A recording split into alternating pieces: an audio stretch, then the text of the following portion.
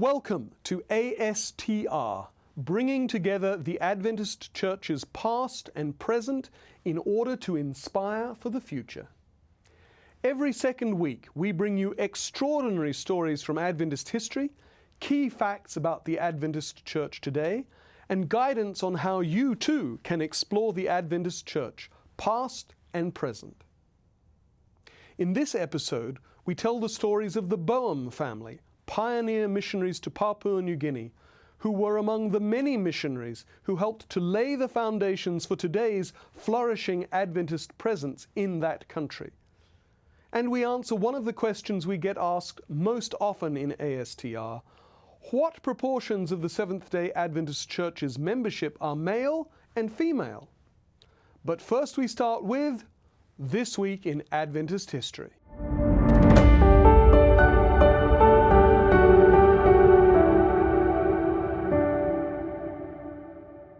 On February 21 in 1856, Leroy T. Nicola was born in the U.S. state of Iowa. He was baptized at the age of 18 and in 1874 entered Battle Creek College, graduating in June 1880. He was ordained to the ministry in 1881. Shortly following this, he married Sylvia Hillis, who had also been a student at Battle Creek College. Leroy Nicola engaged in pastoral work in Iowa for 12 years, being ordained in 1886, and from 1887 to 1893 was the Secretary-Treasurer of the Tract and Missionary Society of the Iowa Conference. But that was his only administrative experience, which makes curious what happened in 1893 when that year's General Conference session elected him as Secretary of the General Conference. Leroy and Sylvia thus returned to Battle Creek. Now, while the role of General Conference Secretary was less complex and onerous in those times than now, it was still a considerable office to fill, and how someone who had not been a conference secretary was elected remains a mystery. But Elder Nicola served two-year terms as General Conference Secretary until the 1897 General Conference session. He then served 4 years as Secretary of the International Tract Society with its headquarters in New York City. It was then responsible for literature evangelism outside North America. In 1901, Elder Nicola became pastor of the Binghamton and Union churches of New York City. In 1908, he was transferred to Massachusetts, where he was a pastor until 1912, and from then for the next 10 years he pastored in Michigan. In 1918, Sylvia passed away. She was only 60 years old. In 1922, Leroy retired to Battle Creek, where he initially cared for his aged father and mother. Elder Nicola died at Battle Creek January 2nd, 1940, aged 83 years old. A colleague wrote of him, "He was a rare type of earnest Christian gentleman and a very devoted and successful minister. He was distinguished for his fine pastoral work, for he loved to visit the members of his church and was often on his knees in prayer with them. He was always cheerful and optimistic and always carried out his religious principles in his daily life." Nearly 40 years after Leroy Nicola was born, the 32nd General Conference session convened on February 19, 1897, in College View, Nebraska. At this session, Nicola was replaced as General Conference Secretary by this man, Lewis A. Hoops, who had been Treasurer and Vice President of the Nebraska Conference. More importantly, and perhaps the cause of Hoops's election, Ola A. Olson was replaced as General Conference President when George A. Irwin became the 6th man elected as President of the General Conference.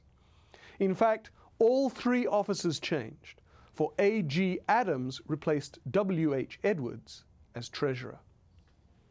Also on February 19, but 9 years after the 1897 General Conference session, a landmark event took place in Battle Creek, Michigan. On February 19, 1906, the Battle Creek Toasted Cornflake Company was incorporated by Will Keith Kellogg.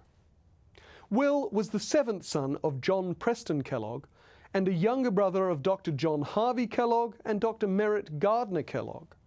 Will and John had incorporated the Sanitas Food Company in the 1890s, which produced and sold health food. But Will and John had had increasingly frequent serious disagreements about the business until in 1906, aged 46, Will decided to part company with his older brother. Will bought from John Harvey the patent to make and sell cornflakes and set up business himself. As it turned out, of all the health foods invented by John Kellogg, cornflakes would prove easily the most profitable, and today Kellogg's cornflakes are ubiquitous all around the world. Will Kellogg, meanwhile, stopped attending church and eventually was disfellowshipped. But thanks to him, a breakfast cereal invented by Adventists in Battle Creek became the most popular in the world. And that was this week in Adventist history.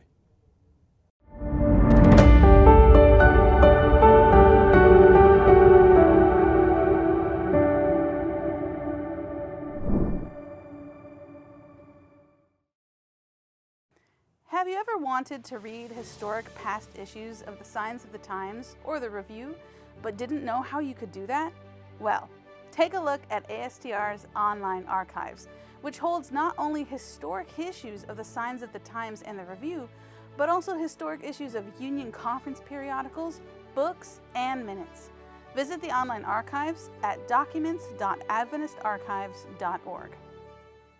Today, in just about every country, you can find an Adventist church or ministry working to grow the kingdom of God and help meeting people's needs.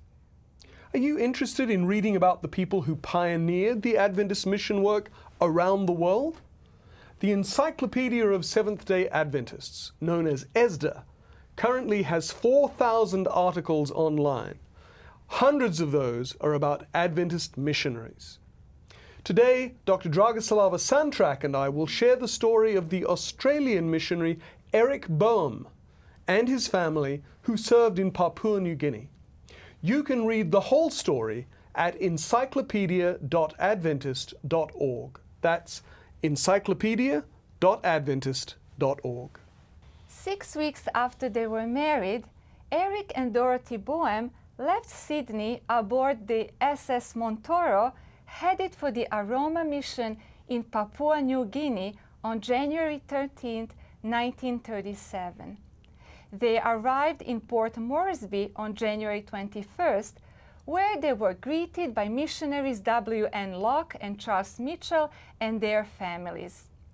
The Boehms spent a few days at the mission headquarters in Mirigeda and then boarded the small mission ship Dieri, arriving at Aroma on January 28. Working at Aroma, the Boehms became involved with the local people, trying not only to preach the gospel to them, but also to serve their many needs. They quickly learned the Motu language and some of the local village dialects. While the Boehms were committed to their work in Aroma, the living conditions there were not suitable for Dorothy when she became pregnant. And so, in preparation for the arrival of their firstborn son, who they would name Ken, Eric and Dorothy traveled to the mission headquarters in Mirigeda near the Papuan coast.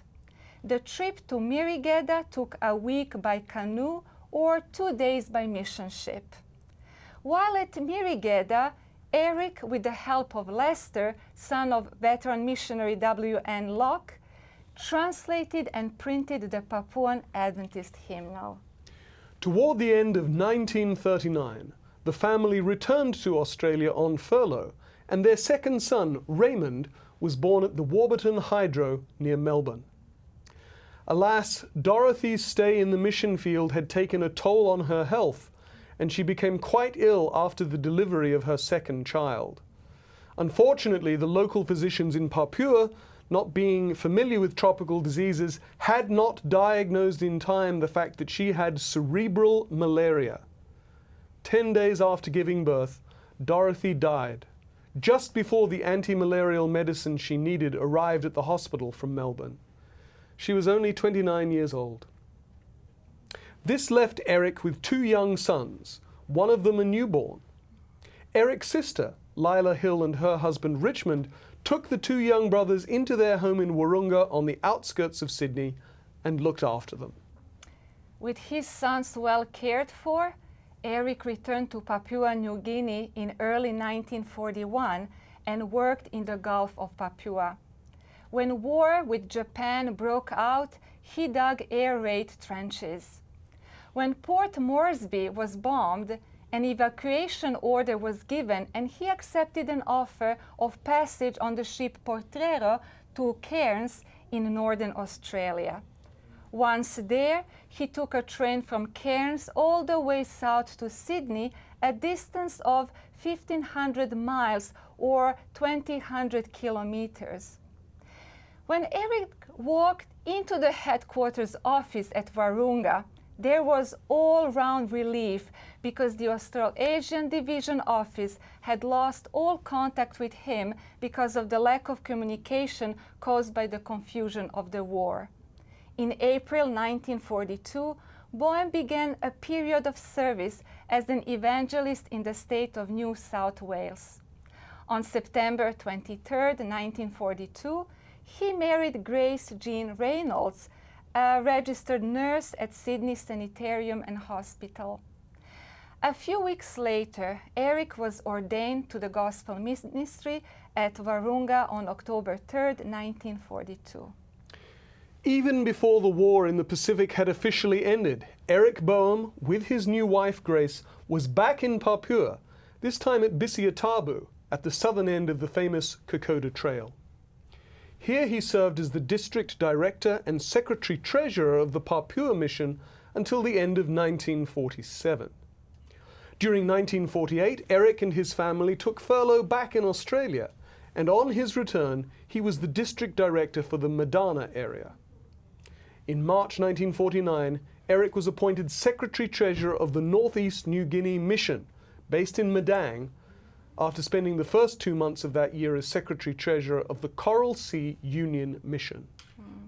The following 2 incidents from Boehm's ministry illustrate both the hardships of mission work and God's providential care.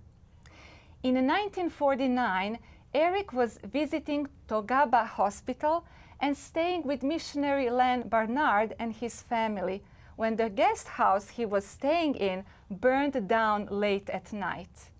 Made of local bush materials, the house burned very quickly. Eric was not hurt, thankfully, but he lost everything, including his briefcase that contained the Union Mission's handwritten ledger.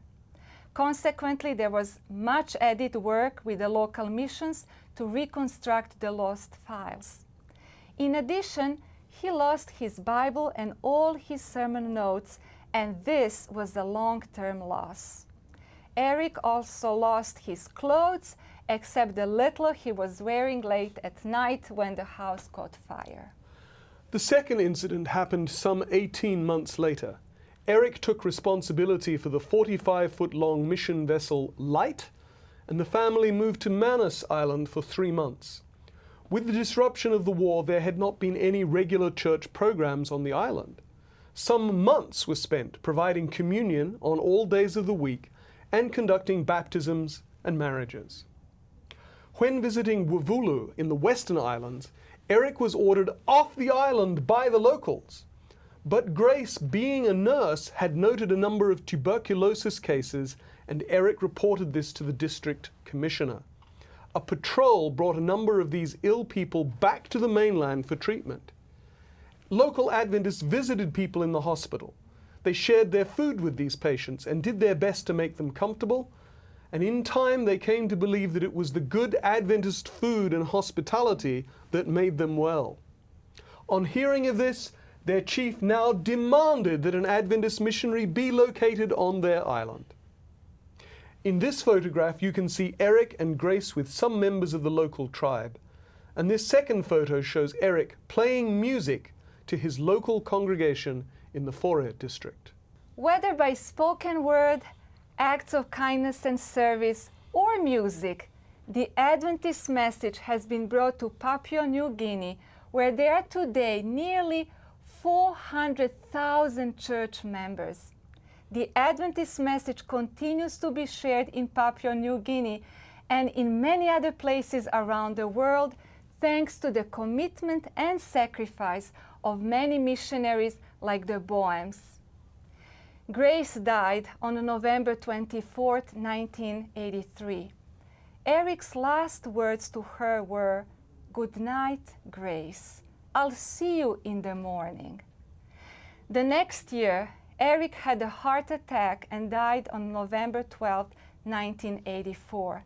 The Boehms await the morning of resurrection when Jesus will welcome them into his everlasting kingdom.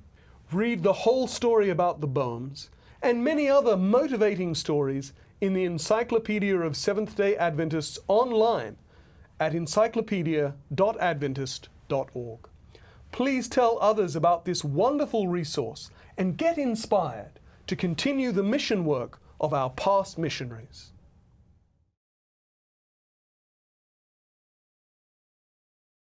Beginning in the 2021 Annual Statistical Report, there is a new table on gender statistics. For many years, this has been a common statistical question posed to the General Conference, Office of Archives, Statistics, and Research. So we are happy to announce that this data will now be published each year in the ASR. Many divisions are now utilizing the Adventist Church Management System to gather and report statistics on church membership. It is known as eAdventist System in the North American Division. This means that we can now collect more accurate gender statistics from the field. 2021 was the first year that gender data statistics were collected by the World Church. The initial data is incomplete because only 9 divisions are fully or partially utilizing membership collection software. Chart 1 of the ASR, which you can see on the screen now, shows the percentage of membership by gender for each of the 9 reporting divisions. It should be noted that not all members entered in ACMS and eAdventist have their genders stated. However, more than 2/3 of the members in the membership systems have indeed recorded gender data. Because this is a large reporting sample, we were able to generalize the results with a high degree of confidence. Chart 3 on the ASR, which is also on the screen now, shows the conclusion of the reporting, that women significantly outnumber men in the Adventist Church, 57% female to 43% male. However, it should be mentioned that there are noteworthy regional variations. Charts 4 through 12 in the ASR show individual pie charts for each of the 9 responding divisions, not including the unstated category. A version of all of these charts is on the screen now. These are the most interesting findings according to world regions. In the Americas, the North American Division and South American Division's gender splits match the world average at 57% female and 43% male. The Inter-American Division's gender balance is a little more even, with 52% female and 48% male. In Western Europe, the Inter-European Division and Trans-European Division each report a gender split of 61% female and 39% male. In Asia-Pacific, the Southern Asia-Pacific Division is close to the world average, with 54% female and 46% male. And in Africa, the East Central African Division and Southern Africa Indian Ocean Division have similar numbers, respectively reporting 60% female and 40% male, and 59% female and 41% male. The difference is less in the West Central Africa Division, which has reported 53% female and 47% male. In time, as more divisions utilize the ACMS membership collection software, We hope to obtain even more accurate gender statistics, which are important in understanding the dynamics of our ever-evolving Adventist church structure. For more information on world statistics of the Adventist Church, go to AdventistStatistics.org. That's AdventistStatistics.org. Are you doing research on a future article for the Encyclopedia of Seventh-day Adventists? If so, make sure to stop by our online archives. Some of what you can find there are books, minutes or transcripts from past General Conference sessions, and church periodicals, including the Signs of the Times and the Review. Sources like these are sure to make your article fantastic. Find these sources and more at documents.adventistarchives.org. We hope that you have been both informed and inspired by this episode of ASTR.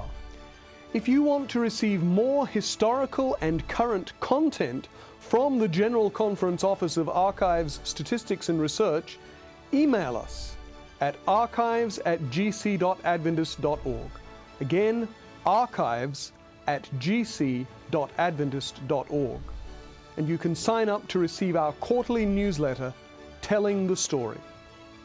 And please do join us next time as we continue to explore inspiring stories from Adventist history and to showcase interesting and crucial facts about the Adventist Church today.